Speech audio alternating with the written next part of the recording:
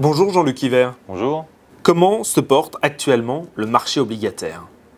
Très bien. L'année 2012 a été excellente sur tous les fronts. Sur le front de la dette souveraine, donc le front des obligations d'État. En zone euro, on le sait, ça a été un peu compliqué en 2011. L'année 2012 a marqué un franc rétablissement et une solidification de cette zone euro et puis des performances très importantes sur ce segment. Sur les dettes privées également, on a eu un marché très dynamique, beaucoup d'émissions, 400 milliards d'euros de nouvelles émissions, que ce soit investment grade, high yield, obligations convertibles, financières, non financières, bref, toute la cote a été extrêmement active sur ce marché primaire. Et puis enfin, le plus important, les performances, elles ont été brillantes sur tous les segments. Tous les segments ont produit des performances à 2 chiffres et pour les meilleurs, des performances au-delà de 20%. Dans ce contexte, il était naturel de lancer un nouveau fonds à échéance. Oui, c'est vrai. Nous gérons depuis 10 ans maintenant une gamme de fonds à échéance et nous l'enrichissons régulièrement de produits qui collent à l'actualité du marché et qui collent également aux besoins des clients.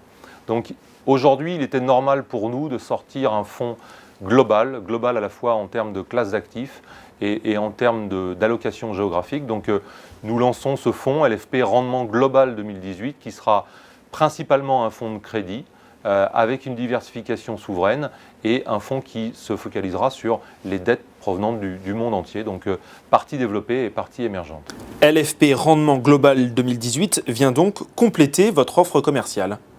Oui, tout à fait. Les fonds à échéance sont des fonds qui sont souvent monoclasses d'actifs et qui sont également souvent monozones.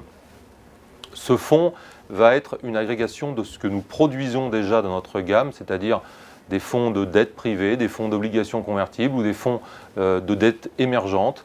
Et nous allons regrouper ça à l'intérieur d'un seul fonds qui se focalisera sur le crédit pour 70%, pour une diversification vers 30% de marchés émergents, sachant que le crédit que nous allons travailler dans ce fonds sera global, c'est-à-dire mondial, Europe, Amérique du Nord et émergent également.